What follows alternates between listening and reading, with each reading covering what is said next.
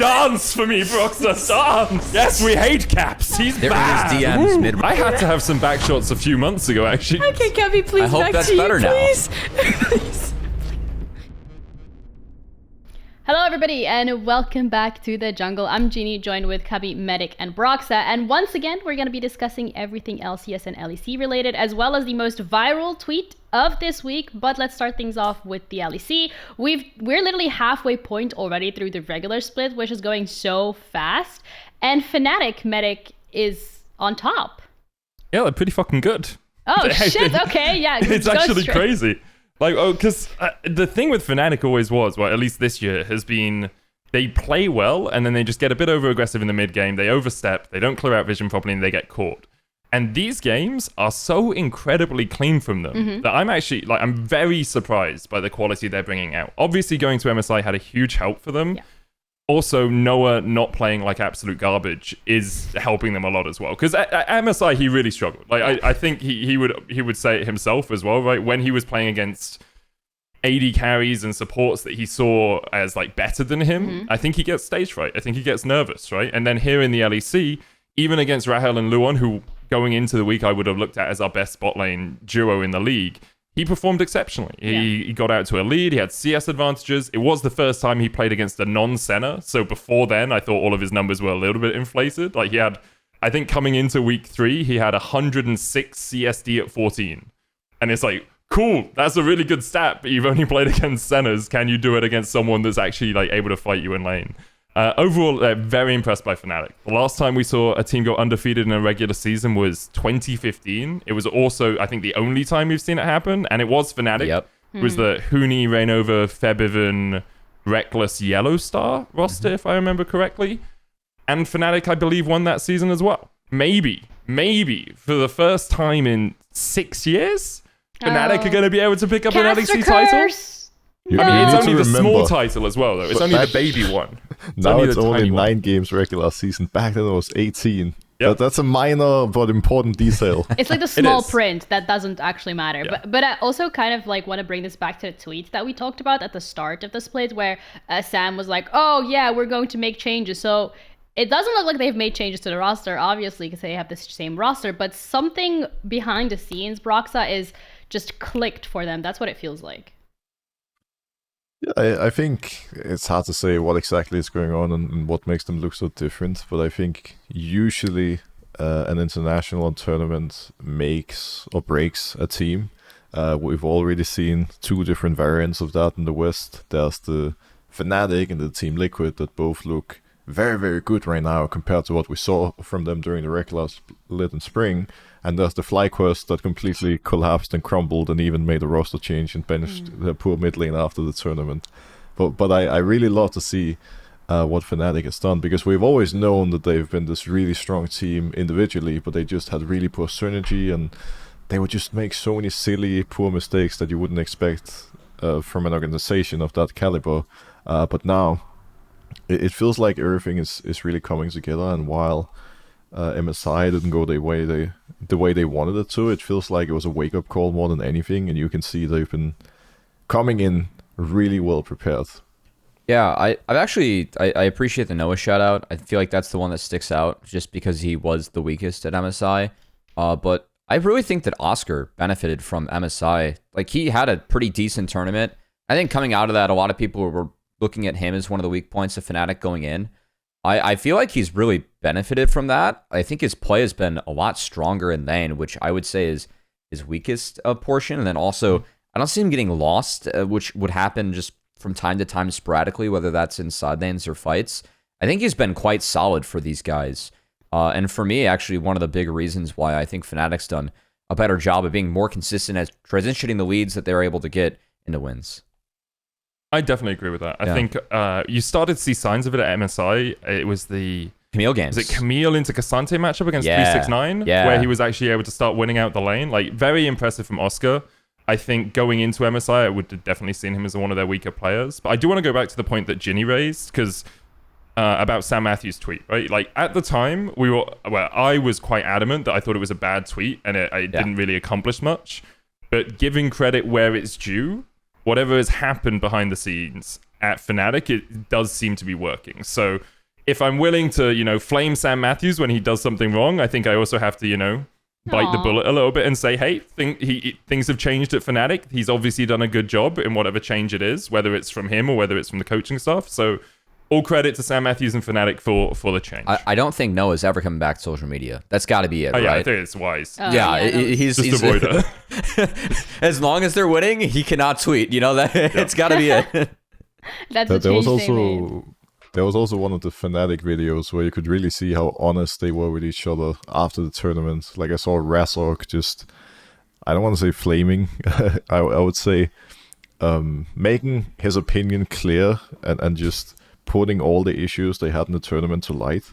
I also really respect Fnatic on actually making that public, because you could see how much Razork has grown as a leader over the past couple of years, how much he cares and how much he could actually rally everybody and get them on the same page.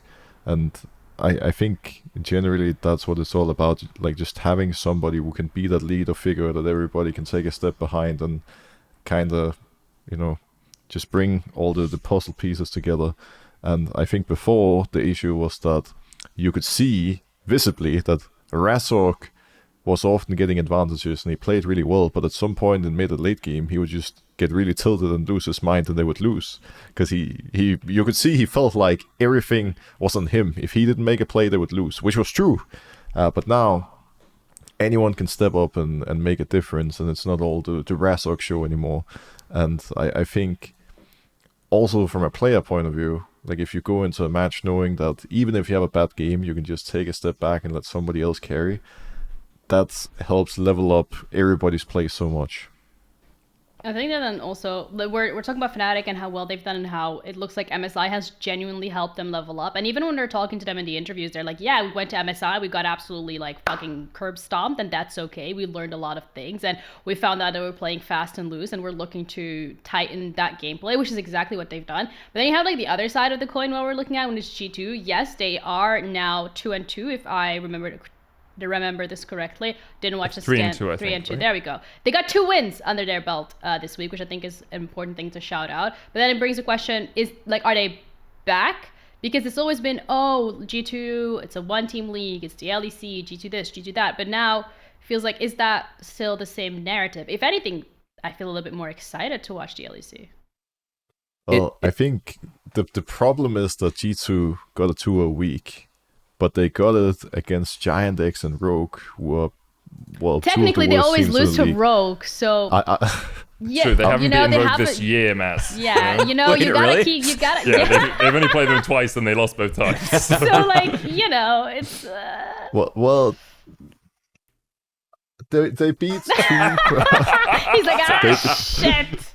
They beat 2 of the bottom 3 teams. The only one they need to take down now to deal with all the hardstock teams is Mad Lions, but I think really I was not impressed with their play in any of those series. Like it was, or not series, best of ones. Like it really didn't look that convincing to me. And it's not that you should be worried as a G2 fan, but they are definitely in a bit of an MSI slump right now, and they're really, really slow at getting back on track. In some ways, some of the matches they are winning is kind of old school G2 style, like just classic G2 and the LEC, where, oh, by the way, I just noticed the other game they won was Mad Lions, so they've only beat all the teams that are 1-4, I'm just saying. Like, it's just typical G2, where they do a bunch of random stuff early game, and the game becomes a bit messy, it turns into a clown fiesta, but then they... He was a Fnatic player, remember? And he was part of Team Liquid now. True, they all hate G2. Yes. Represent! No, but Steve and Sam Matthews are just behind the scenes pulling Broxah's strings. They're like, Broxah, dance for me, Broxah, dance! Tell them they're shit! Yes, we hate Caps. They're in his DMs mid-recording. Appa is the new hotness. Check PayPal. Anyway, continue. Yeah, sorry. Okay. I think... I'm just gonna say... If you enjoyed this, you should like and subscribe, by the way. I'm just putting that out there. I'm not liking and subscribing then. Anyway. What I'm gonna say is... They haven't looked that impressive, but the real test is coming this weekend because they're about to go up against Fnatic, who, as we just spoke about, has been really great and is looking like the best team in the league right now. So that's going to be the real test for them. Like, they haven't been impressive. It hasn't looked like the G2 we expected to see, especially considering that I think they actually look pretty solid at MSI overall. But it's also just a matter of time before they're going to ramp up. And I think now, going into this week and then playing Fnatic, not only is going to give them more motivation than ever, because there's no way you're gonna, be able to accept losing that as a G2 player. But this is a real test, seeing how they can match up against an actual top team. It's funny because I'm like so unconcerned for G2, which really speaks to how good they are because their gameplay has been quite concerning. But I don't know, like it still kind of feels like how I felt like coming out of week 1, where it's like, hey, this is a team that doesn't have it together, but they're still finding ways to actually win games, which I know it's not against great teams, but it is entertaining to watch them like really actually try and dig deep and come up with these solutions, or having Yike to like go hero mode to steal a Baron and bring things back. I think that the catch that they had on the Giant X and Jackie's, who was putting together another really nice Varus game, like just use an empowered blast cone, and then all of a sudden a very close game's just over. Just like that. Like, it's... I think the G2 sometimes gets away with things just going up against weaker teams. They aren't going to get away with that going up against Fnatic. It does look like they're in form. But God, does this seem like the recipe for another, like, oh boy, Fnatic G2? Like, maybe Fnatic has edge this time. It could be close. It could be a Fnatic win even. And then G2, like, comes out of the gates and just wins in 27 minutes or something, and it's just G2's back, I'm just so unconcerned about this team, as I know how well they can perform, and I have faith in them at this point to actually reach that level when it matters. And I'm curious if that comes this week or if it comes in playoffs. But for me, it's like, I know it's coming. I really don't have any concerns because... What if it doesn't? Well, if it doesn't, then it's fine. They have plenty of time to make Worlds still. It's going to come, though. It's just like Clip and the peak this team hits. It's so high that you have to give them like almost this break when the schedule is so long throughout a season. I almost need to give them the gimme of like, it's okay to not peak now. We know you guys can walk into playoffs and it's fine. This is a classic NA hopium for years applied to EU. I've already got my Reddit title for it. Oh, let's go. NA caster glazes EU. Why can't we just praise NA again? Something along those lines, right? Yeah. King's Legacy Dynasty. We'll put that in there as well. Not again. For fuck's sake. I think Cubby's point is really sound, and the comparison I would draw EU caster glazes EU team. I mean, we all know I'm G2 biased. Yeah. I'm G2 biased, Fnatic biased. Whoever is winning, BDS? Apparently I'm biased towards that team. Whoa, aren't you like a BDS ambassador type shit? Like. Yeah, but they're the only team I can't be biased towards because people are looking for that bias. So when I'm biased towards BDS, I just shit on the other team. So people are just like, oh, Medic really hates... You manipulate the narrative? Yeah. That's fucked up. I did the same thing. Job. Shopify gave me a jersey. I put him 8th in my tier list. I got to look unbiased, Yeah, exactly. You have to do it. But yeah, I think the comparison that I would bring is if you compare where MDK were in winter to where they are now, and if you look at them, that's less surprising, right? They hit with the power of friendship and they played really well. But then they don't have the same support systems in place. They don't have the same years of learning as a team to know how to get out of a rut. So the trend has been downwards. With G2, I've seen them so many times over the last few years. I think if you go back to like the vacation memes, I think you exclude those because they obviously hadn't quite got together how to rebuild after a trough. But over the last 2 or 3 years, I've seen them trough many times. I've seen them have bad games. I've been like, even coming into MSI, I was like, G2 are going to win, but they really don't look that good. And then at MSI, they probably had the best performance that an international European team has had in a few years, right? Like beating an LPL team for the first time in a best of 5 for like 4 years, and then taking T1 to 5 games. So my faith in G2 is relatively steadfast until we get to season finals. Because they're in season finals. They won winter and spring. They're there, right? They've already got a spot. If we get to season finals, or if they like miss out on playoffs, because they really actually, I'll say this: even if they miss out on playoffs in summer, I'm not too worried about them, because they actually then just get an extended break to reset. right? It feels very much like an MSI hangover. But like, it's that, like... they're mid... Sorry. But is that really what it is? Like a hangover, a fatigue, burnout schedule? The reason I think it is more of that, and I don't think the players are playing well. Like I'll preface that, and maybe there are some underlying issues that are causing problems, but with nothing having changed from the outside since MSI, I have to assume it's an MSI like burnout issue, right? So the reason I think it's more that is it's mostly a hands diff, right? Their mid games, they can be 4 or 5k behind, and we see them playing mid games relatively well from behind. They're trading well on the map. You saw, like, this weekend, Caps got 2 backdoors because G2 were just willing to fight 4v5 while Caps just pushed in on the Tristana, right? And yes, wild. The Tristana is a crutch for them, and Caps isn't playing very well on it. Tristana, the best side lane pusher in the game, late game, in my opinion. But until I start seeing the rest of the game collapse as well, I give G2 the benefit of the doubt. I'm going to assume it's a hands issue, they're tired, and then if they collapse in season finals, then we can be like, well, what the fuck? You know, what is going on with this team? Because they should never have collapsed like this. But they just don't do that anymore. They used to.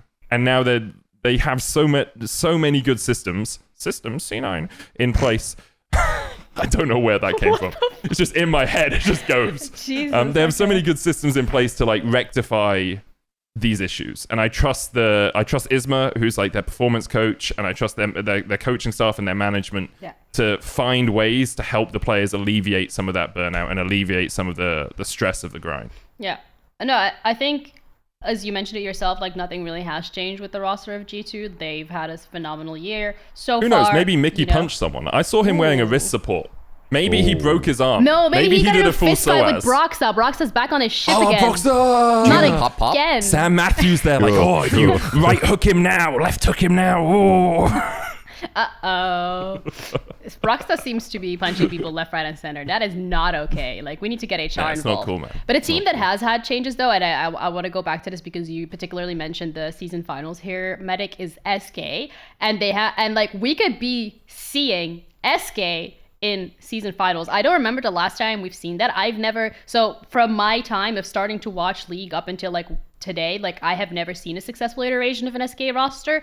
It's not that long of a time, but I do think that speaks volumes in terms of like this is insane what they've done. And really the only change we've seen is the change in the bot lane, but it's been doing so well.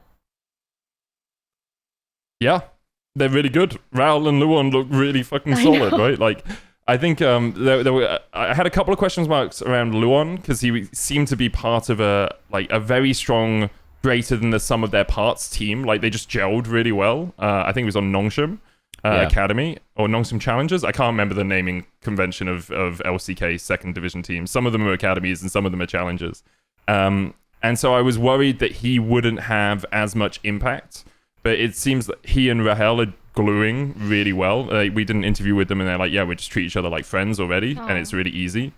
And so Rahel coming in, although he was a bit overshadowed by the rest of his team when he was in Dalmonkia.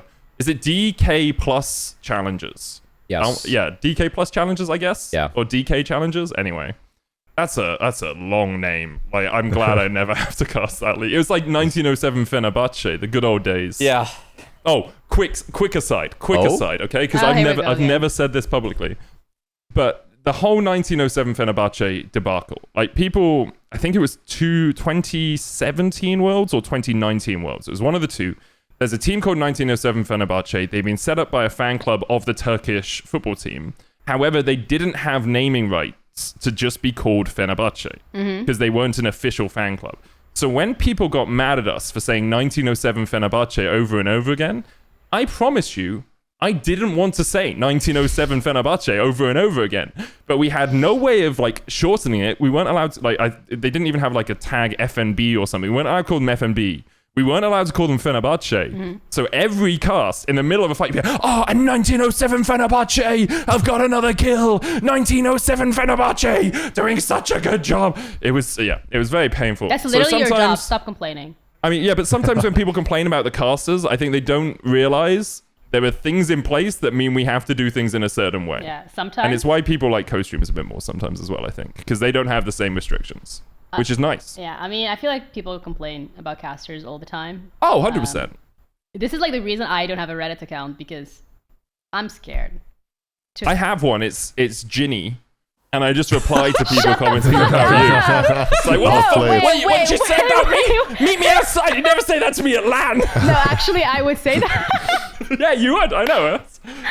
That's why it's believable, Ginny. Fuck. Okay, just like public announcement. I don't have a Reddit account. It does not exist. So if someone says you... that I know of. So if someone says you meet me outside, no, but people would never say that to me at LAN or meet me outside. But at the same time, I don't have a Reddit account.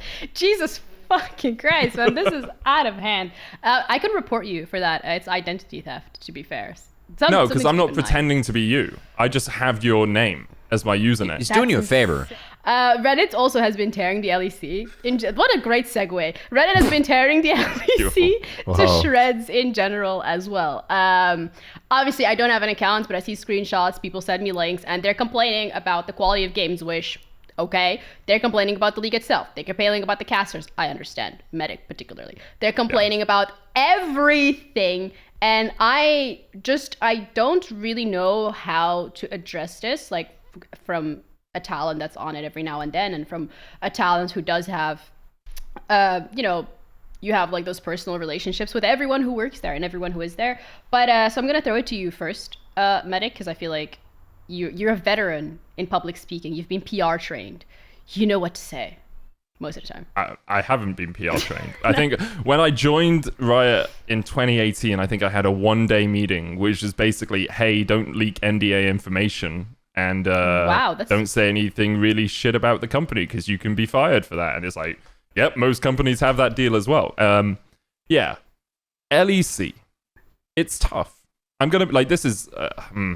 It's difficult from a personal point of view because you come off MSI and you're casting the best teams in the world. And then you come into a league where it's best of ones.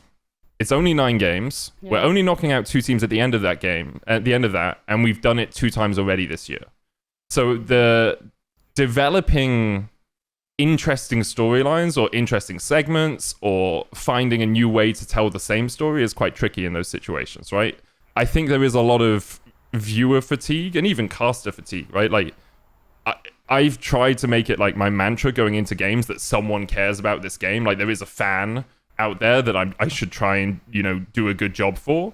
But if you have a shit game, it's hard to like develop that passion when people will then just say you're forcing it, right? And finding that line is very difficult.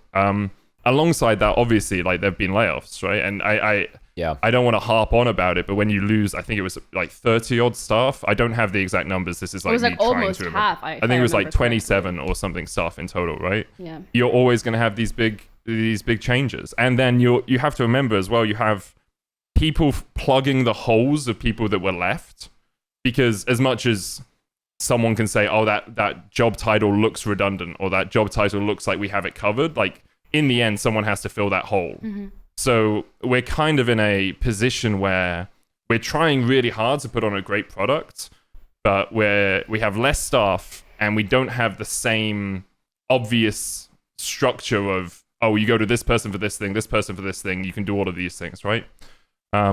So I think like from an internal view, it is a struggle. We're trying really fucking hard. It sucks when we try stuff and it doesn't work.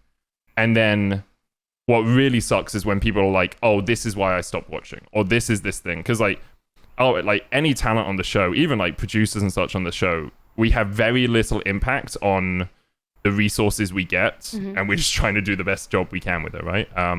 I think people are going to be pleasantly surprised with how we continue the LEC, mostly not because like we've had an influx of cash or like we've had this mass, like as far as I know, they don't involve me in the financing meetings. I once asked for a full golf set and apparently that's, outside of the budget, and then they just never invited me back. Imagine. Yeah, I mean, why the fuck would you do that? Because we can play ace in the hole with Caitlyn players and see if Caitlyn players can actually get an ace. But nobody plays Caitlyn. It's a... we literally saw Caitlyn this weekend, twice. twice. So you're gonna play upset golf and comp. with Okay, two- nobody good.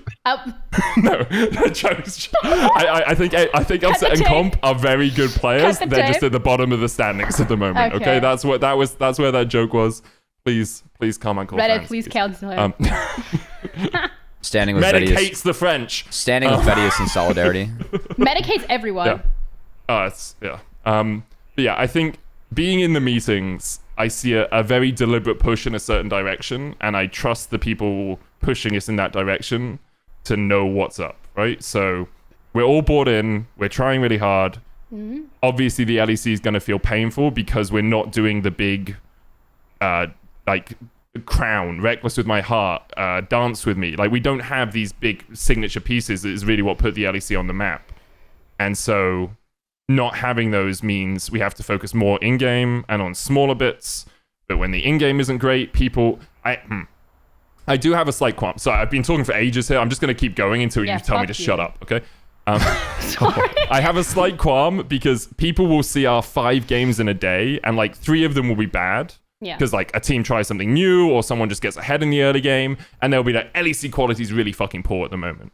And then I'll watch a day of LPL, right? Oh, God. And they, in like 6 games, like 4 or 5 of them, I mean, the mechanics are a little bit better, but the actual quality of the game, especially if it's like the bottom half of the table, isn't amazing. I think people take like the T1, I mean, T1 Gen.G wasn't a great series because Gen.G absolutely slaughtered them, but like people will take that and then apply it to Carmine Core Rogue or Giant X versus, I don't know, a struggling BDS or, you know, like just trying to pick random teams. I'm not trying to like focus on anyone, but like people will take that high quality and apply it to the bottom of the league and be like, why is the LEC not good? And it's like, well, Rogue aren't that good at the moment. They struggle, right? So obviously their games aren't going to be great. And we don't see much adaptation over best of ones either. So that's my piece. I understand that people are frustrated with the LEC. I think we're all frustrated to a degree as well, but we're trying our hardest to make it better. Yeah, I think obviously that's a really good point to touch upon in terms of like the LEC, like with the resources. Very smart. Debatable. That we have available, but I think Cubby as well in terms of like your input, because you're also more familiar with the LCS, and everybody knows that when we're looking at LCS as a region, like it's no secret that the LCS has been struggling for a while. And would you say to an extent the LEC is maybe going down a similar, if not the same route? I mean, I always feel like with fandom, like there's just a pendulum where it's like, all right, we're hating on EU more or NA more, or EU more or NA more. And it does feel like right now, like, I mean, I remember talking with some of the LCS folks like 2 years ago versus now. Now it feels like there is actually some momentum around the show. I think a lot of the changes that they made last split were good. And I know how hard everyone behind the scenes works on that show. And it gets to them either way, right? Like they were down when things were down during COVID and viewership was going away and everything was like negative Nancy, where there weren't very many good things that the community had to say about the LCS, and it does make it harder like to work day in and day out, because it's nice to get wins. And I know from talking with a couple like of the talent and behind the scenes now, like I mean, it's sometimes just like coming out of meetings like a deep breath, like fresh air, like man, it's like it's easier to go in and work because there's a lot of positivity like around the league, or some that we see, right? So I definitely feel for at least everyone like behind the scenes, because I know how hard people have to work to get the show off the ground and how much harder it is now to have less people in the building, which I think it impacted LEC more than LCS, but was the same case there when the Riot layoffs came down. So I definitely feel. I also share Maddox's opinion of LPL has been a really rough start to the split so far. Those games have been really tough to watch, and I don't know. I hate this like fandom thing of like not wanting to watch bad games or like low quality games. Hey, if you're a real fan, sometimes those are the best, man. I love American football, and there's nothing better sometimes than watching 2 teams below 500 just have an absolute war. Or Spoken I like was a true watching American. Yeah. I was watching the golf tournament this past week, and it's the US Open. Everyone was choking away their shots. Rory missed like 2-3 foot putts down the stretch. It's notoriously difficult, though. It is. Like 10 years ago, there were people hitting their putts before they stopped moving, so they wouldn't roll off the greens. It's the hardest tournament, but it was fun to watch because like you see the best players in the world really choke and struggle, which happens. So I don't know. I do think that G2 proved that they can compete with anyone. Like they weren't beating the top Eastern teams, but that doesn't. They had a very respectable performance. So I think seeing Fnatic play well and seeing SK play pretty damn good league against them and the rest of the league too. Like I've been watching LEC along with you guys this split. I've been kind of excited about it. And I don't think every fan may share that. Maybe it's because they see MDK and K Corp, and that's a huge fan base, and both those teams are a little stinky right now. But I don't know. I definitely feel because I know like all the work that goes into putting on these shows and how easy it is to write it all off with a comment. And sometimes it's reasonable, sometimes it doesn't land for everyone. But also, like from the person behind the scenes, I mean, everyone cares, so they take it to heart. I also think, like, at the end of the day, it just comes down to like reconnecting fans and teams. Because I think there has been periods in the past too, like I know 2016, 17, around the time that I started playing professionally, there was also a dip in interest in the LEC. But then, 2018 and 19 happened with Fnatic and G2 doing well, having some banger matchups, and all of a sudden everything kind of exploded again, and now we're having another dip, and it's probably going to go in the right direction again soon. I think one thing that has made it a little bit difficult for most viewers probably is the fact that there has been so many changes to both leagues over the years. Like even for me, it can be a little bit difficult to keep up with all the changes, not only to the format and structure around the league itself, but especially the teams. And it's something that I'm hoping is going to be different at some point in the future, because I thought back in the day, like having players that were like the symbol of their teams, like G2 Perks, TS and Bjergsen, Reckless and Fnatic, etc., made those teams really, really special, and there was always something that you connected with. Whereas now there's just so many changes everywhere, and I think as a result of that connection isn't as strong as it used to be, because people who were Fnatic fans in the past, I mean, they might still be a Fnatic fan now, but there's literally not a single member of the team or staff outside of Pete, the content machine that was there in 2019 or whatever, right? And then I think we also had a period where there was a dip in like content created and streaming. I have noticed a lot of players have started streaming again now. Some teams are publishing more content, but this is why I think it's kind of a shame, because you can see that some of those players and orgs are actually trying really hard to reconnect and to build something cool that fans can enjoy. But a lot of those streams and videos are getting like no viewers at all. And I think that's also sad, right? Because now people are trying, and sure, like we can talk about the low quality games in the LEC, or we can talk about the struggles internationally, but it feels like people are at the very least trying. And I think eventually, something cool is going to happen, like a G2 doing well at Worlds, and then all of a sudden the entire storyline is going to be different again. Yeah, I do think the pendulum that Cubby talked about is quite an obvious one at times, right? When I joined LEC, everyone hated it. Then in 2019, we became, it was EU LCS, then we became LEC, and everyone was like, oh my god, LEC is amazing. And then through COVID, we dipped a little bit, and now we're kind of hitting a low. It's interesting to see the kind of development in how people view team content and how people view LEC content over the years as well, because I was actually talking to one of our video producers this weekend, and he was saying it's really hard to track KPIs on videos now, like a key performance indicators, because you can't just use viewers. Because if a big streamer watches your video on their stream, that's say 40,000 people watching your video, but you get one view on the pop quiz or on the drive or whatever, right? And I think it's the same with a lot of teams content, where people don't go to, like, I mean, I'm sure there are some fans that do, but like a lot of people won't go to a YouTube video for BDS or G2 or Fnatic. They'll be like, hey, Dom, hey, Kadril, hey, LS, can you watch the latest Legends in action?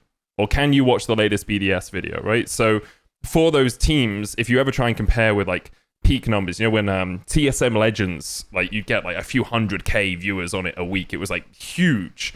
And even as like an EU fan, I'd watch it because it was fun content to watch. You don't get those numbers anymore. I also see like there's a huge shift, just a paradigm shift in how people consume media, where it's people don't want. Some people do want, hour-long documentaries, but the majority of videos are consumed via TikTok and YouTube Shorts and Reels, right? Like you want Zoomers. Yeah, but like I enjoy watching that stuff as well. It's fun, right? But you have to totally change your strategy in terms of what you want to do, right? If I'm an LEC producer now, a video producer, I'm probably thinking, what are the cool, fun 10 to 30 second long things I can do with players after a game? I don't need to make here's the history of Rahel and Luon, or here's this thing, right? Like, you just want the clicks, and so you just want Caps eating some broccoli, or doing a forward roll and almost breaking his back on the stage, and these things, right? So it's it's like a generational shift, which we're also trying to learn how to adapt to, right? Like, I definitely struggle with it. Like the way I do my content isn't very TikTok-y. Yeah.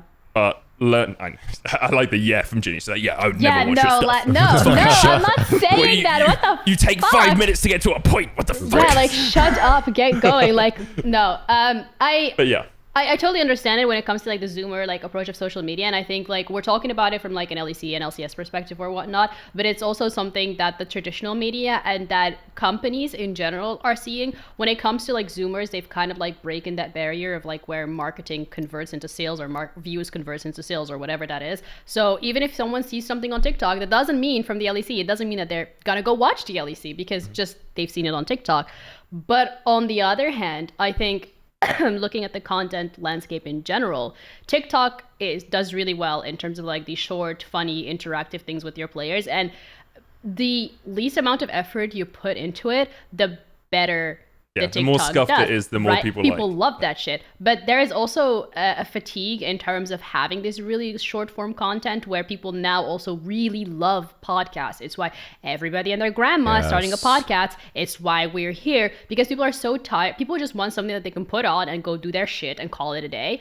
And that's why podcasts are doing so well. But I think G2 as well as BDS are a really great example of having that TikTok shit down, because you just see the dumbest shit from G2. Like, this is an older one from MSI, but it came on my For You page yesterday, and it was BrokenBlade with Appa, and it was like win his world championship of who talks the most shit, and it was just the two of them doing like a really stupid dance, and the sound goes left, right, and they were just doing left foot, right foot, left foot, like, but that fucking slapped. And seeing those kind of like shorter amount of content for a viewer could also build a relationship with the player. But again, that goes back to Broxah's point, with orgs trying, but not necessarily there being an audience that is now willing to receive it. But at the end of the day, it does kind of put us in this perspective of like, what comes first, the chicken or the egg, the viewer or the org putting out the content? Like, what do you want to do? That's a good point. I was going to give a shout out to actually Immortals, who have been doing a good job at the short form content. Like, they released a really fun behind the scenes video of all their players like shooting their progressive ads they were doing. And was that the 68 seconds off season 1? Yeah, I did see that. It was great. It was like really funny. Like, all the players like had a moment where they're just behind the scenes being goofy, and it performed well for Immortals. But I mean, Immortals hasn't done the best job throughout the years of gaining viewers, but I will give a shout out to their team. I feel like they've actually done a nice job this split, but no one sees it because no one cares about Immortals or has a reason. And I think if you're going to be a successful league, you have to do a good job at building from the bottom up. This is a big thing that we have talked about a lot in the past couple of weeks with the announcement to Americas, because Brazil is someone that has done a good job of this. Like, they love all 10 of their teams they have in that league. And I think that some of this like Zoomer consumption mentality of, hey, I have everything at my fingertips, I need to swipe and see something new, or else I'm gone. I actually think it's kind of made it more difficult to care about more teams in the league, because they only have time for the teams they want to see on top, and they don't have time to actually invest in everything. And yeah, I mean, it's something that I've really struggled with as well, as I post giant VOD reviews that I do not crunch down. I should take clips from that, and I should actually have a TikTok, especially as someone that is a tier 2 caster and like my primary feedback I get is, hey, you have to grow your brand. Yeah, I haven't also done all the things like with shorts because I don't like that. It's not like I'm with Yeah. Medic. I want to talk like this, guys. It's way more fun. But yeah, it's you kind of have to balance out playing the game and also what you want to do. And I wish that some people had more care for all the teams in the league, because I do think that there are good stories that aren't on top teams. If you look at players on top teams now, a lot of them weren't there forever and started at the lower to middle tier teams. So I think there's a lot that goes into actually investing in those stories early on, especially someone that casts tier 2 could see their players do well moving forward. But you're you're talking about like players, and that's again something that Broxah mentioned, is like players that people could connect to, that could relate to. And it's like I cannot think of a singular player right besides BrokenBlade. Yes, he wins, but he's also really funny in interviews. But then again, he doesn't really put out any content. So I cannot really think of any player in either one of these leagues where I'm like, yeah, like that is someone that I can relate to. It was like when I think about League of Legends, like the first thing that like really sparked my interest in League, which was I never watched the LEC. Like, I'm gonna be completely honest with that. I didn't even know the LEC existed. I knew about the LCS because of people streaming like Bjergsen, Dyrus, Skara. At this point, they were retired. Yeah, okay. But Double Lift. And it was just like they were making funny content and it was funny. It was like, oh, yeah, that's fun. I'll put on the LCS because people like this are there. But I don't feel like that is necessarily the case anymore. Well, I think part of it is also that, I mean, the player base generally is just getting older, right? Like, I know when I started out watching, I was 15. Like, most of the people I met in League 20 back years then ago? were somewhere between... Very funny. Was somewhere between, I don't know, 12 But you know what the and 20. painful is? Like, 20 years ago for me is 13, which is like, that's way too close. That is way too close. You actually wrecked both of us with that one comment. Imagine. Shit! No, but so what I was going to say is, when I started watching and I was 15, and a lot of people that were watching back then were around similar age. Like, I was looking up to a lot of these pros because they were doing something I thought was really cool and I would like to do, and they were older than me, so some of them you could almost like look at like a mentor or idolize in a way. But nowadays, most of the viewers are older than the players we see on screen. It's true. And it makes it a little bit more difficult to relate, right? Because most people that watch are already older and have finished their studies and may even have a family and kids, and then you're watching at these 17, 18-year-olds that play video games, and it's like, yeah, I think we just gotta, figure out how to, again, it goes back to finding that connection, right? Like it's similar to the viewers on my stream. Like the average viewer age of viewers on my stream now is like, well, no flame to any viewers out there, but it is older than what it used to be. You got a when I joined retirement home Fnatic. going on over It there? just naturally is gonna happen, right? And that's also gonna be the challenge of League generally. Like, how do you get all the teenagers to play League now? Like, I have a little brother who's 11 years old. None of his friends or him have any interest in League whatsoever. They're all playing Roblox and Fortnite. It's kind of the classic, isn't it? Yeah, but they're games that are lower barrier to entry because you can play them on your fucking Xbox. Everybody has an Xbox. It's also, you can have cross-platform play, so you can go on Xbox and your friend is on a PC. You can do it. It looks more visual. And, like, the thing with League, even for me as someone who played it for an extensive period of time, but I played for like a year and then I'd quit for like 2 years and I'll come back for another 6 months. And it's like every single time I come back, I have to read the fucking Egyptian scriptures about what is going on in this game. And I have to decipher everything. And I don't want to be that guy, but it is so boring to like read through patch note after patch. What's strong now? What's weak now? Oh, this interaction. Oh, 10 fucking new champions came out. Yo, I gotta dump my money on 20 more skins because like I want to have all the skins for my favorite champion. And it's like, I feel like it's just like so much that it's you have to read all these things and it's just so overwhelming, and like your anxiety just goes through the roof. You're like, actually, you know what? I'm just gonna close this and I'm gonna go back to not playing this game because it can really be very overwhelming. And that is also without even taking into consideration the fact that there is going to be trolls, there is going to be fucking people flaming you just for the sake of it. There are people like, thankfully, like scripts isn't like a thing anymore, but the toxicity doesn't help. People not wanting to play the game doesn't help. People can literally, I've had people in my games that like have run down 20 games in a row. Nothing happens to them. Why would I want to, why? Like, how are they getting away with it? And also, what was really fun back in the day. You're talking about yourself, Jenny. That was my alt account, bro. What the hell? But also, there is no, like, high elo entertaining content used to be when, like, pro players would duo queue and you would get the dumbest shit out of them. And that is also something that you no longer have. And I'm like, what's the point? Like, why would people want to be high elo just to, like, sit by themselves on their little computer playing in solo queue in Challenger? Rant over. That's a very relatable moment right there.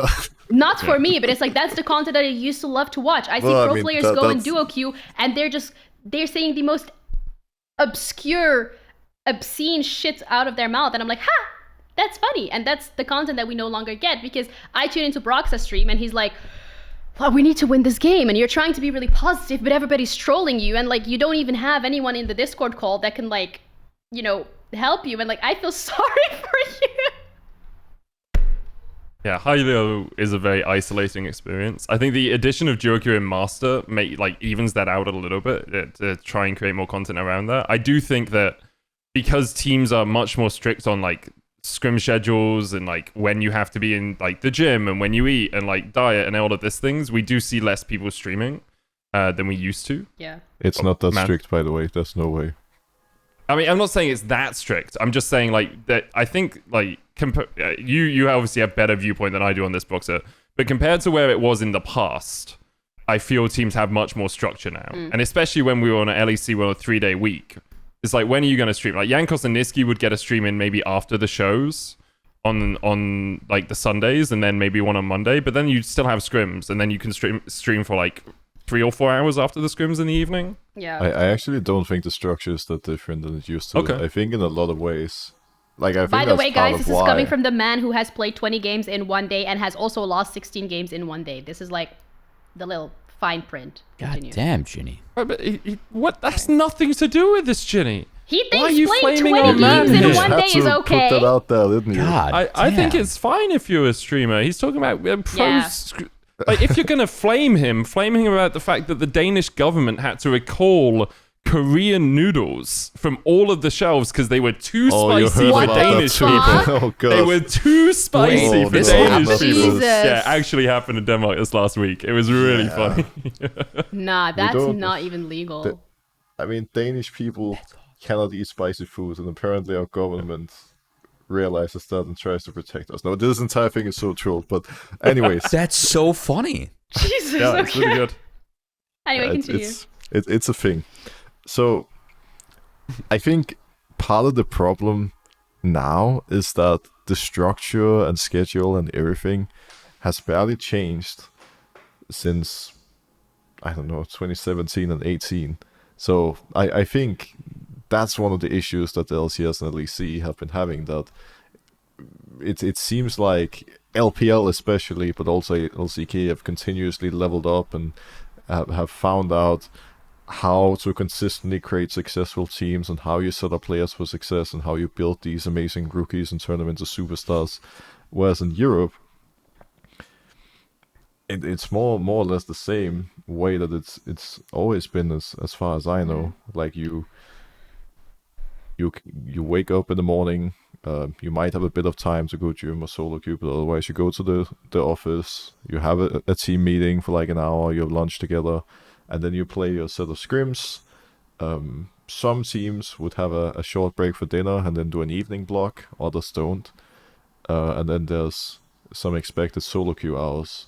And back when I played in, well, all years, but let's say 2018-19, the Fnatic days, back when viewership in all aspects started going up in Europe, there were barely any players that were streaming. Like, it was really, really inconsistent. I think the only one who streamed a lot back then was Jankos, actually. Like, he was both streaming, creating YouTube content. I would like to think I could be part of that conversation as well, because I was at least trying. But I think that the challenging part, and this is the issue I have, is it's a very, very tough decision to make, and it's something that I realized in hindsight that actually I approached wrong at the time in some way, because the last couple of years of my career, I was trying to do everything. So I was trying to make myself the best possible pro player and teammate and all that, while streaming consistently and while uploading YouTube videos consistently, while taking part in content and doing a lot of team interviews. And you just have so many balls up in the air at once, which makes it really difficult to focus on the main part of your job, which is being a good pro player.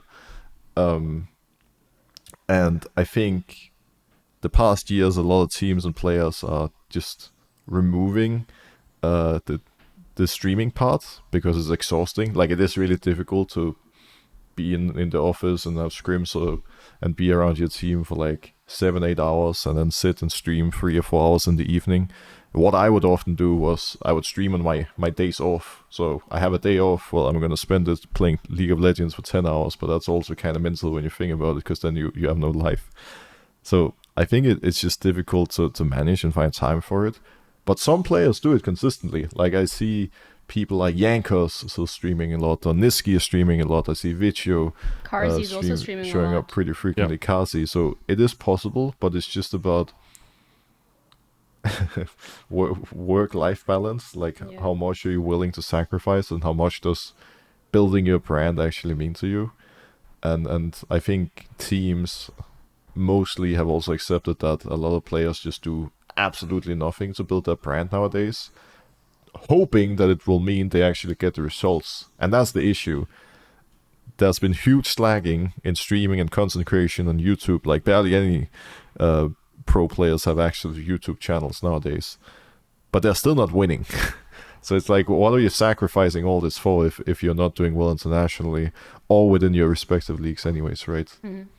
Yeah, I think you're talking about the lack of change. That was one of the points that you introduced, and I want to bring this conversation back to the LCS particularly, because the LCS is now running on best of threes, which to me that's a change. We don't have BO3s in the LEC until obviously you head into playoffs. So when it comes to change, when it comes to the BO3s, Cubby, does this feel like a step in the right direction?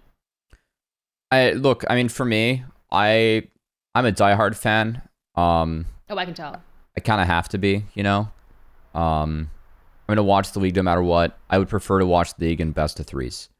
I think that the notion that every team has to play in every day is outdated.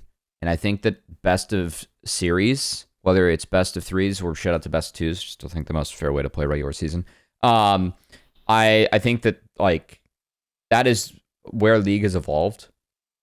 I think that the LCS has been really slow to adopt this because the secret that no one wants to say out loud is that a lot of our viewership comes from non-NA viewers. The league as a game hasn't penetrated the cultural, like, generational difference, or I should say audience, that it has in other regions throughout the world. And that's really deep. I think the concern for a long time was that if LCS were to go to best of threes, then we would have more viewer drop-off. And we definitely saw some viewer drop-off already. Notably, Cadril is not listed as a co-streamer for LCS. That's a big deal, as Cadril's the biggest co-streamer right now. And it is summer, where viewership overall is lower because people like to get outside. And honestly, good for them with that. I'm sure Dr. Medic would agree. But I actually am a big fan of this change, because one of the issues I've had with the LCS for a while with those factors is I feel like a lot of the changes that they have made have been catered towards viewership, or hidden under the guise of catering it towards viewership. Example, we played on weekdays instead of weekends, because then Valorant would have the studio on weekends. Like, hooray. It was not a great move for viewers. I feel like this is actually a change that they made, for me, for the product. Because best of threes, for me, make a better product. And I think that after week 1 of LCS, the best of threes that we did have, I would much rather have these best of threes played between these teams than have a double round robin of best of ones. I hate that format. I don't learn anything from those teams in this format. At least now I can see games played back to back on the same patch on the same day, It is the same exact way that you compete when playoffs come. And for me, I like the games that we had this week. I don't care about the quality. I would much rather have best of 3s than best of 1s. It also just gives your teams better experience for international events, Yes. right? Like internationals are moving more towards like series, whether best of 3 or best of 5. We don't really have the best of 1s anymore. So, I especially looking at week 1 of the LCS, I think you're helped partly by the fact you only have 8 teams, which makes it a lot easier to make sure all the teams play on a weekend. Yep. So if I'm just a Dig fan, I know I tune in on either Saturday or Sunday, and I can work that one out, right? In the LEC, that'll be harder because you'd either have to have 1-3 best of 3 day, or you put one by itself on the other side, and then you have like lighting up the studio costs, etc. But also, like, you look at some of the results, the FlyQuest TL series, TL win the first game, and it would have been very easy to be like, well, TL are just so much better than FlyQuest. You know, FlyQuest looked really bad. They had that one good team fight around the top lane when TL, for some reason, decided to funnel against an Ornn. Lucio combo. Yeah, clean. the Busio did play that well. I think he clean. actually had an okay first week. But yeah, like, and then the Dig series as well, where it would be very easy to come out of it and be like, Dig's the new super team, right? And this... It's no like fault of the casters or of the fans in that moment. If you have a best of 1 where you see Dig just, you know, destroy C9, it's like, oh, they played really well. They look really good. That's all you have to go off. But now the best of 3s just gives you a much more complete picture. Yeah. I agree with you, by the way. Best of 2s is the best format. People just hate draws, but it's the most fair format because you have to play one game on each side, so any side bias is removed. Best of 3 is still side biased to whoever wins the toss. Anyway, I think it's really good. I think I see leagues moving there. I do worry about viewership a little bit, but I think if you accept it as the new normal and you try and get more dedicated fan bases to specific teams, it's kind of like in football, right? Like, football started, English football. It started, right? And the fan base was probably quite young. But then as football grew, the fan base grew. And now the average fan of English football is like 60 years old, or like 50 something, right? But no one's like, oh, we must do a huge amount. What's up, Ginny? If the average football fan is 50 years old and the average league fan is like 25, 30, what are the Zoomers fans of? Fortnite. No, fuck Fortnite. Apex. I don't know. Roblox. I mean, maybe they just don't... I think you're right. I think it's actually Roblox. Brox is right. No, Brox is right, yeah. Maybe they just don't like esports. But they like... Also, by the way, average doesn't mean all of them. Yeah, to be fair though, You know? I feel like the Zoomers particularly are swaying more towards switch off your phone and like live a normal life. But I feel like that's actually have a life. Yeah, that's a whole different No. I mean, I way. love... They are hardcore gamers, I tell you. No, they're not. Really? Yeah. I mean, you can be a gamer and still have a life. One of the things I love about looking at TikTok from people that is who are a lot younger than me is I see them saying the things I wish I'd said at that age. Oh, yeah. You know, just like, this is obviously an ad. What the fuck are you doing? Like, I look at comments for things like, why are you trying to sell me this? Why are you trying to do this? Like, and obviously, you know, all of these political movements as well that are just great. I love it. It's amazing. I love how open. Okay, stop going all Zoomer on me. We millennials do it like this. We all know. God bless the Zoomers. What? But what is this? Why you? My osteoarthritis hurts too much, Ginny. I can't do it. Too My much fingers gaming. don't bend that way anymore. But yeah, I think it's really cool to see, and I think I like the best of 3s in the LCS. I kind of moved back to one of Ginny's earlier points while I was saying it. I don't think there's a problem with an aging population in League. I think obviously when you want linear growth, you're going to be like, how do we connect the new generation into our game? And for League to do that, I think it needs like a League 2.0. You know, like how Dota did the whole 7.0 patch where they revamped the whole client. You could watch esports straight in there. You could click on things in like a direct spectator mode. I wish we had Dota client, man. It would be so good, right? To be Like- fair though, like Valor does very heavily like cater towards Zoomers, and I will say that. But when you're looking at the viewership of Valorant, it has also been going down compared to like when it had just come out. So I will say LEC viewership is the highest it's been in years. Like, I know it doesn't seem like it, but if you add in all the co-stream, like, we're year on year, we're going up. Yeah. And this is not me trying to be an apologist. It's me saying by fragmenting the viewership, you do have people, and even myself, like, I looked at the Twitch stream, I was like, we're at 29K in the middle of game 2, what the fuck's going on, right? Yeah. But actually, when you add in, like, all of the co-streamers and all of the other viewership, we're at, like, 260 peak or something, right? Which is higher than it was last year. I say higher than it's been in years. I'm not 100% sure on those numbers. I know the year-on-year growth is there. So anyone wants to hold me accountable in the comments, Hold them accountable. don't go to Reddit, and then someone called Giniro will reply to you telling you you're a piece of shit. Okay? So, Find me outside.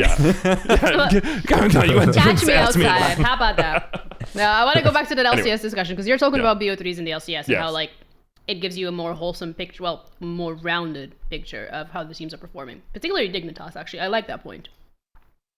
I think treats. I think it puts things into perspective a little bit, because we talked a lot about G2 earlier and how G2 is probably still a great team and we're not concerned for them.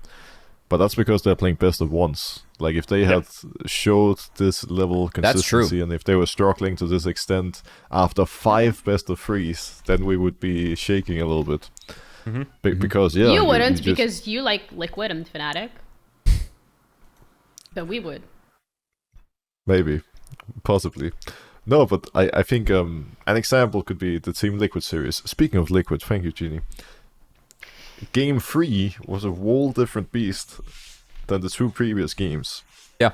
Like, I'm so happy for Impact that he had a redemption moment, because he was inting on Zac 2 games in a row, struggling with his life, just to go complete God mode on Rumble in Game 3 and just, absolutely nuking Buibo. Again, the Dignitas storyline is would have been entirely different, but I also think just any series, like even the 2-0s, like 100 Thieves into NRG, Immortals into Shopify, like you can confidently say which team was actually better, and you get to see people adapt and trying new things. Some of it works, some of it doesn't as much. Special shout out to all the Nidalee enjoyers. Went 0-4 in week 1, by the way. Every NA jungler is trying to be Canyon and failing.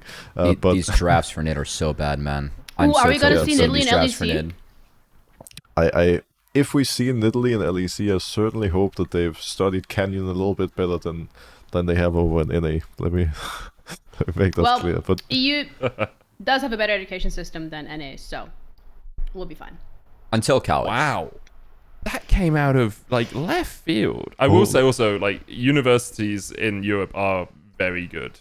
Mostly because a lot of them are free. Yeah. Like a lot of that's cool. The best business We also school... have a university that's like 500 years older than your country. Yeah. So also, like, the best business school in the world is HEC Paris. Let's go. France represent us. You really think that's the best business school? No, in it the was world? ranked HEC Paris. Their master's is above Stanford. I woke a beast. It's impressive. I know. I mean, it's joking defense, right? Because the US education system is actually amazing from university onwards. Yeah. Yeah, well, university is a great scam bags now. on bags on bags on bags. Yeah. On bags. That is the problem. On bags. It's a great scam now. But the level of education is great. Just the price of education is... Anyway, back to Team Liquid. Who just Steve's pulling the presented? strings as well. Who just as soon as presented we go off topic, it's their like, no, we're talking Harvard about Liquid. business study. Wah. The Harvard business study from Steve. See? Tied it back. Oh, true. Casey's gonna do it with HEC and we'll be fine. We'll counter them. Anyway. Going off what Broxah said, though. I totally forgot what we were talking about. No, I was Broxah expecting was talking about Ginny Team to... Liquid and how the last game was a complete different beast and how he's so disappointed in seeing the Nidalees go 0-4 in week 1. sounds about right, yeah. More definitive opinions on teams. Okay. Like NRG going 0-2 against 100 Thieves. If they just drop that one game, it's like, okay, they threw it Baron. Maybe twice, it's fine. Whereas they drop 2 and it's like, wow, NRG looks like a shell of themselves. And I have a more definitive opinion of them, So it's are you nice. worried about that because they've played 2 BO3s now? Well, 1 BO3. They've only played 1, but they did not look good in that BO3. And I'm used to, I actually, like, I think Draft gets focused on way too much. I actually think that ThinkGuard and NRG, like historically, since he's been on that team, have had really good reads on drafts. I think that's a big part of the reason why they took home the LCS championship last summer. I really hated their drafts in this game. I'm really not used to saying that about NRG. I think that they usually have pretty good reads. But these Nidalees that did go 0-4, man, the pairings and the setups for Nidalee have just been god-awful terrible. Like, if you're going to play this champ, please, for the love of God, give it a lane to play through. We're picking, like, a Cassante lane, a Corki lane, and then no CC bot, and I'm losing my mind for these Nidalees. Like, what the hell are you supposed to do in these games? Go 0-4. Yep. The classic. You're supposed to lose. Yeah. Yeah. That's the LCS wrapped, I guess, in that regards. I think we also really want to touch upon the most viral tweet of this week, which is on Reddit. Shout out to Medic for linking me to Reddit thread so that I don't have to create an account. I appreciate that. But we're looking at this tweet particularly, and I want to have a discussion about it because it's obviously from Gen G's side of things, and Korea, like LCK, wow, one of the, if not the best region in the world when it comes to League of Legends, and they are worried about the pipeline of talent when it comes to newer players joining the game, grinding the game to Challenger, grinding the academy rosters, getting into the LCK, and they're worried about how that's gonna go. Yeah, I think it almost falls into the same boat when we talk about viewership, right? Absolutely. Like, if you are a new player of esports, player of computer games, you just turned 13 as your first teenage year, your parents have bought you a PC, right? And you're like, what am I gonna play? And hopefully they're like watching what you're doing on that PC.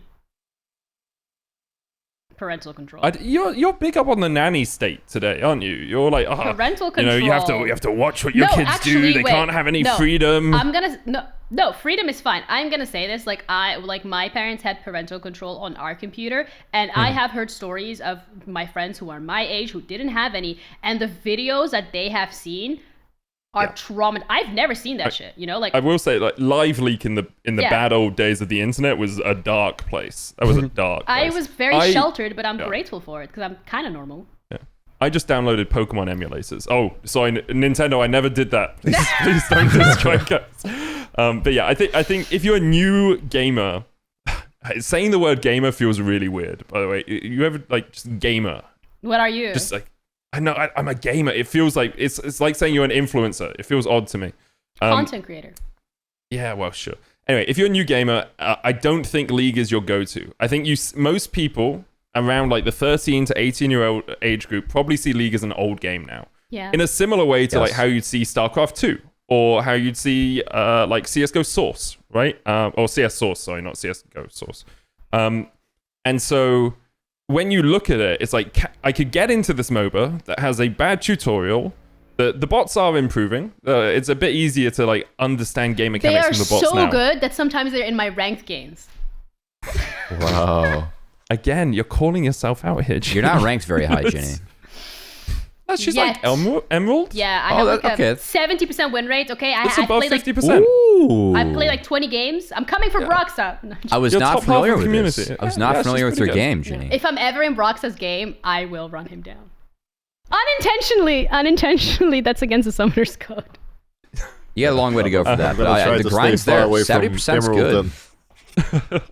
Yeah, but so if you're a new player, you can dedicate your life to trying to get good enough at a game that other people have played for 10 years, understand all the nuances of it, and maybe then the esport's dead, right? Like, if people see League is dying, then it's like, well, why am I going to put all this time into this thing that isn't on the rise, where I get less viewers than I used to, where I get less fans than I used to?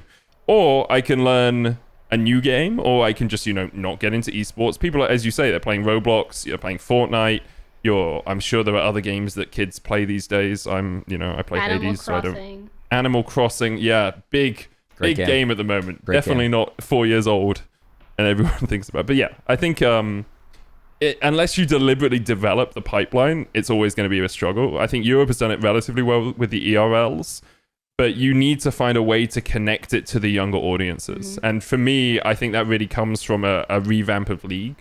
As I said, like a Dota 7.0, I think it was the 7.0 patch sort of change, where it's like, hey, this is new. You need to avoid the Overwatch 2 hole, which is we're changing the game, but basically it's the same game with one less player. So you have to have actually a big enough change. Yeah. But I wonder if Riot are scared of doing it because it seems like commitments into Wild Rift, commitments into Legends of Runeterra, like the gambles they have taken recently, at least as far as I can tell, haven't had the same payoff as they would have expected. Only Valorant really took off as this like big thing. Mm-hmm. TFT is doing well. TFT is doing well. Let's be real. League 2 would be. But didn't they remove the World Cup from TFT last year? Yeah. Oh, but no, like they removed a few tournaments. The Vegas event was really, really good from everyone I talked to. Opens for TFT is the way to go. You do it like a Magic the Gathering tournament. It's just like poker. You can compete. Ooh, as long as Medic can throw in some Magic the Gathering name once or twice, he's happy. Just going to cascade through all the different issues. You have to be vigilant for these sorts of things. You can be a bit too hasty at times when you're discussing topics like this, but if you don't overreach your position, then you can often have good discussions. Awesome. Can I put my point in? Like, actually, I am gonna. What am I asking for permission? I'm literally sitting here in a chair and I got a microphone. Give someone a microphone and let's start a podcast. All 4 of us. I also, because you're talking about it from like. But you were given your microphone? No, I bought it. I had to buy this. I bought it. Right. I gave it to myself. We'll pretend that nice. I got given a microphone. But treat yourself. Exactly. You don't need to. You're helping the economy, which needs a lot of help at the moment. I also want to talk about it from like a talent perspective, because as someone who like came in newer, so I started like 2 years ago, and I remember like when I started out. I was friends with people who are more newer, but they have done it for a long time. And not a singular person told me that I should do this full time. Everybody was telling me, maybe you just want to stick to your consulting job because, esports is dying. And still to this day, I have been doing this for 2 years. I'm able to pay my bills. Thank you, esports. But everybody still tells me like, oh, you need to be really careful because esports is dying and you're not established enough. You are going to lose your job. And I think this is a narrative that obviously talent hears.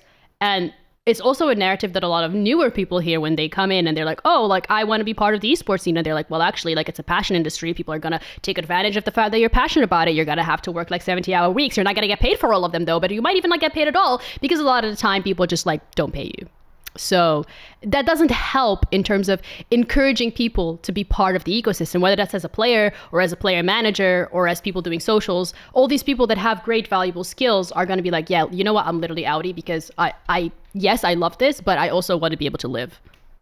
Well, the league is dying point particularly, I've heard for at least 10 years. Like, I can't remember the last year where I didn't hear that league is dying for whatever the reason. Like, it's literally been at least 10 years of hearing that consistently, like, throughout the entire year.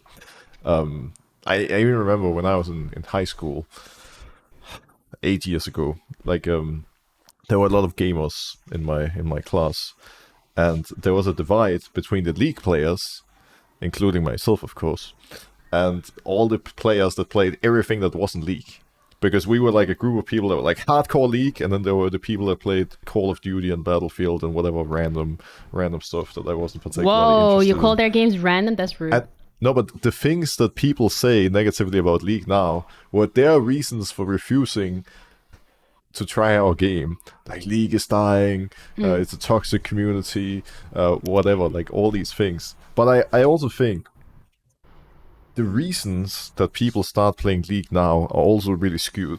Because I do hear a lot of people learning about League with some bigger purpose, like, I want to go pro, or I want to get this job, I want to work in the industry or whatever. Like, when I started, like, none of us even knew being a professional gamer was even possible to begin with. Like, we all just played because it was enjoyable. Like, I had been Challenger for 2 years before I even had any interest in playing for a team. And I just did it because I thought it was fun to learn and improve and to dive into all these different champions. And I think that entire process, like the first half a year of playing League and just soaking all this information is crazy. Like, it's something I wish I could relive in a way. So I think it just depends on what you want the journey to be.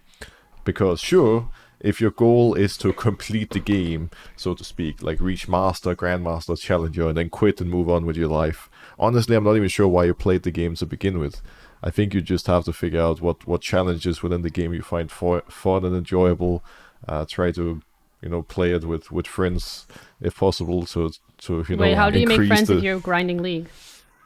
Well, there's duo queue, there's flex queue, there's clash, there's the different opportunities, right? We had but like to play those, you need to have friends already. What if you have no friends and you play League? I used to go through and the forums. Different ways of finding friends, Discord servers, you can join this. Yeah, I have just Googled friends to play League with. There's a subreddit called League Connect. Oh, there we go. You can go there and post a message. There's also ePal. No, that's where you have to pay people to play with you or some shit. I don't know, it's in German. Oh yeah, you do. You have to pay €3 per game. No. Like, no. To play with That's not the friendship you Yo, want. Medic, you know what, Broxah? Maybe I should be on ePal. Right? Would anyone pay to play with me? I would pay to play with you, and then I would literally run your game. Yeah, but we can only play normals together because you're too low elo, so it doesn't matter. I'll borrow an account. Oh, interesting. Interesting. No, I would Paparito, never. hello. I would never do that. Yes, Mark Merrill. This is Medic. There's someone called Giniro on Reddit. I was just sitting here imagining, like, next time Medic and I do queue, and I'm like begging him to pick Rakan in draft, and he's like, sure, Broxah, but just remember, that'll be 10 euros after the game. If you win, right? Is it worth it, the LP? You know, is it worth the 10 euros? Because, like, I don't know if he plays anything else if you're actually going to get that dub. There's only one way to find out. Oh, by the way, this is all for shits and giggles, Riot. We don't pay people to play games with us. We don't borrow accounts. And we're not on Reddit. Wait. Okay, so not borrowing accounts, I agree, is against term of service. Yeah. Paying someone to play a game with you, I'm not saying it's something I would do, but I don't actually see that much of a problem with it. What if it's like ranked? Like, wouldn't that count as like boosting? Yeah. Ranked, yes. No. But just to, like... Rafa buys me delivery food, and I boost him in Flex pretty much. I mean, it's a fair deal. Leaked. That's fine. Wait, he needs me. I guess, yeah. How does boosting work with duo in Master now? Because if you just duo with someone, are you boosting them? No, I mean, it's Flex. Has never been it's just duo, right? Yeah. No one cares about Flex. Yeah. So it's fine. This is how my friend explained duoing to me, like when I just joined the game. When you load into a game, it's you and 4 monkeys. When you have a friend, you can at least make sure that it's the 2 of you and 3 monkeys. So by removing the 1 monkey, you have a higher chance of winning. See, the issue is with my friends, we're not removing any monkeys. There's still 5 monkeys on the team. Okay, that is absolutely phenomenal. I think, again, probably I want to really quickly touch upon the fact of like getting younger people interested in League. You said it yourself, Medic. Like, people that are now watching League are people who have children. Why don't they just make their children play League? So yeah. I mean, if I had kids, I probably wouldn't make them play League. No. I guess actually as well, like, if you have children now, unless you had them when you were like, let's put me as the top like area of the age group, like 33, moving on to 35. Even if you have the kids like in 35? Well, no, but I'm saying like that's kind of the top range of like. I'm sure there are older League fans, but like top range of the majority demographic, right? Yeah.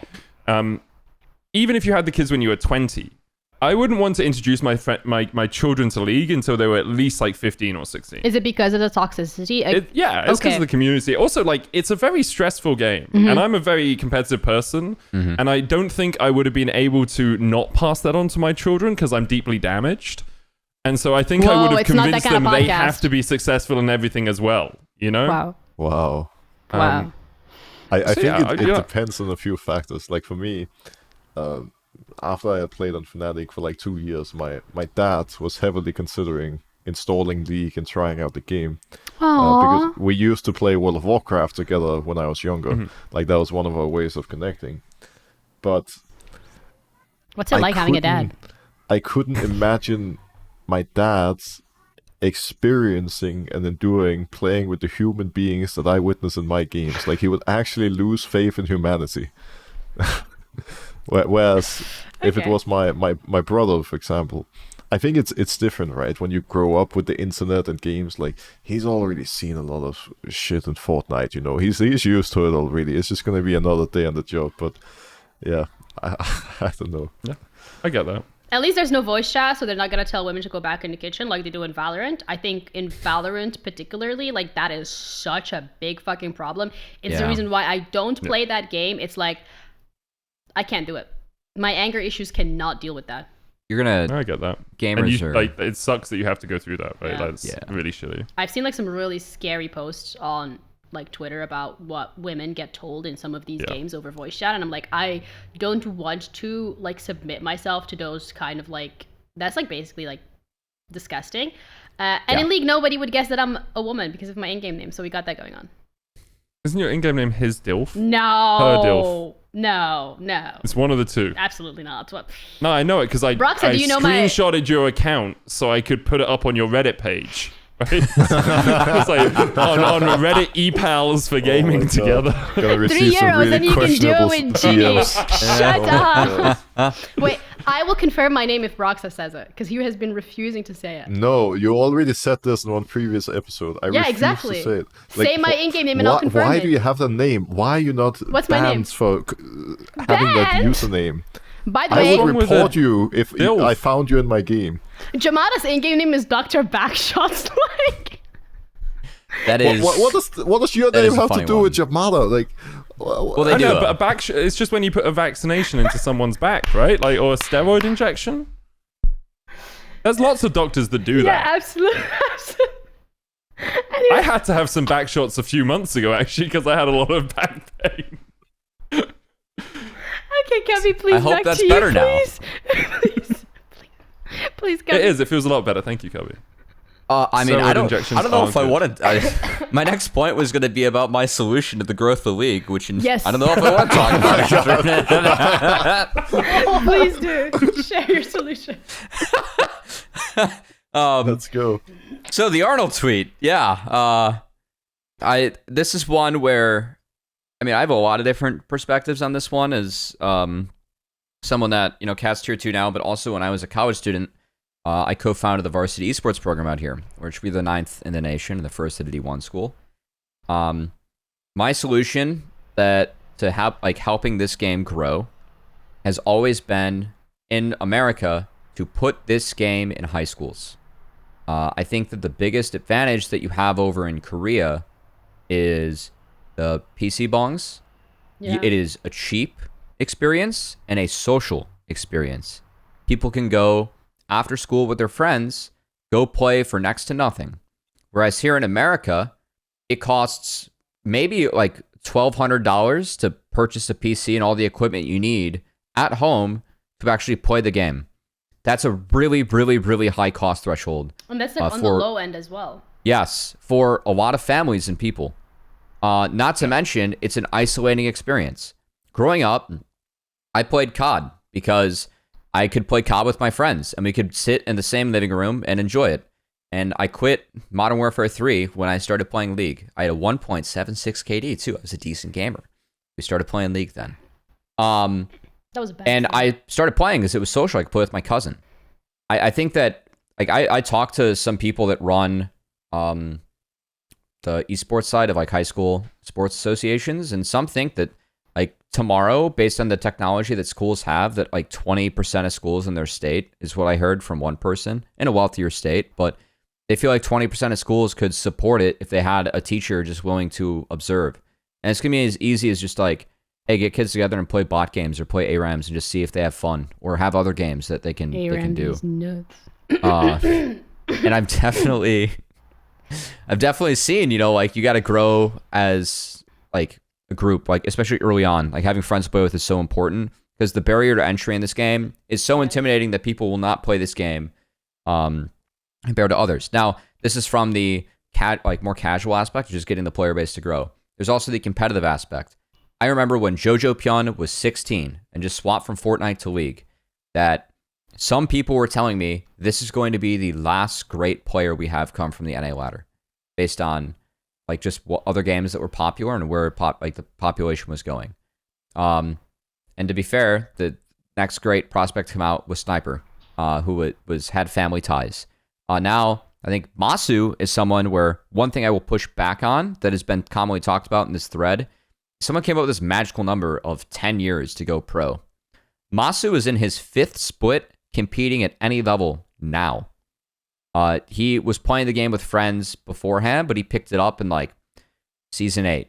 Surdy is a name that I talk about a lot as someone that should be, like, LCS.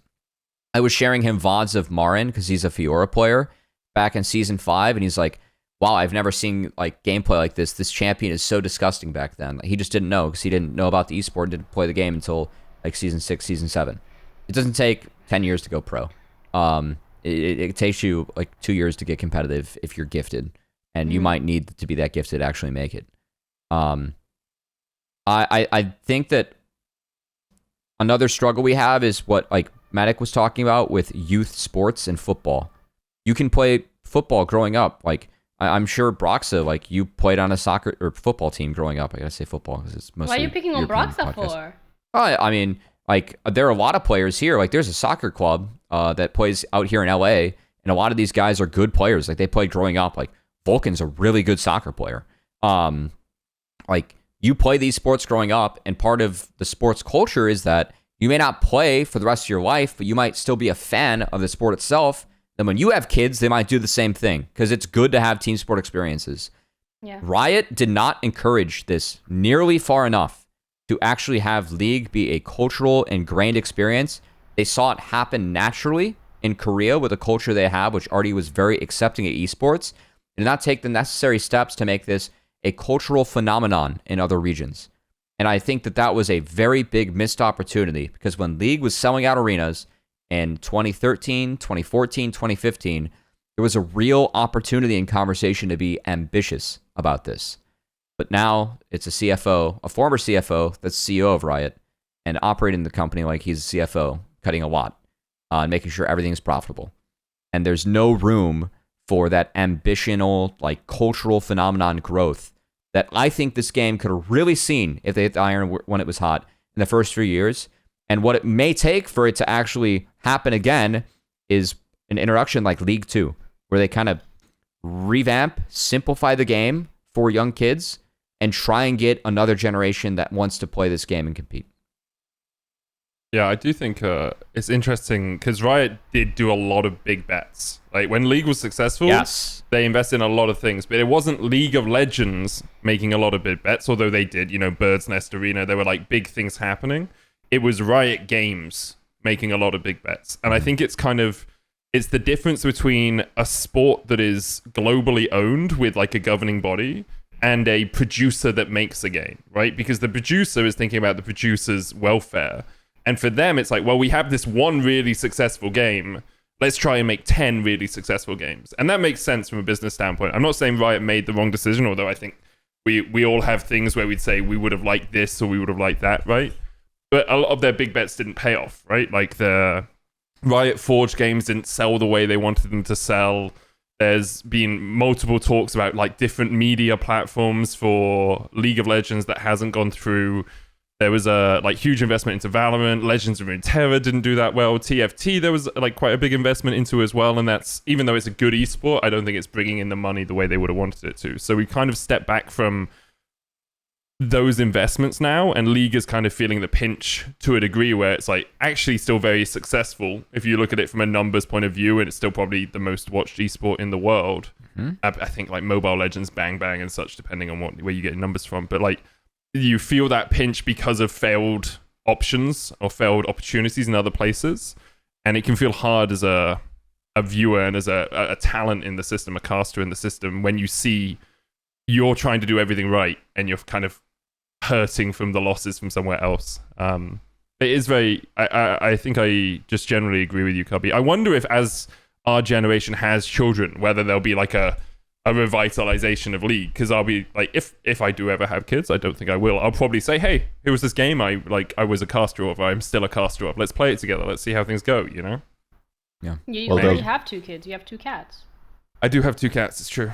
I mean, there's already children showing up sometimes at like both LCS, LEC, and at the stadiums, right? Because in the same way that I went to football matches with my dad and granddad when I was a kid, some of them bring their kids to League matches. Like, I have a very memorable moment. It was my first time playing for Team Liquid in 2020, and I walk on stage, and there's these 2 little girls with their mom just yelling and screaming and chanting Broxah, and some of those moments are like so nice and adorable, right?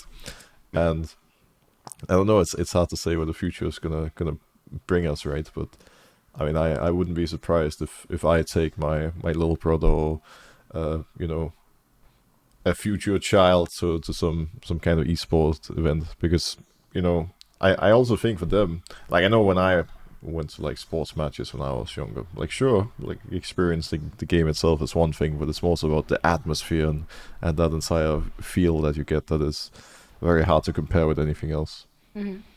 Yeah, I'm never having kids, but if I ever do, I'm keeping them far away from League of Legos. Fuck that shit.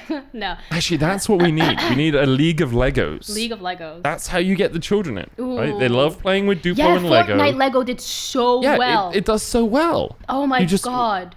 More universes beyond tie-ins. Once again, talk about Magic the Gathering.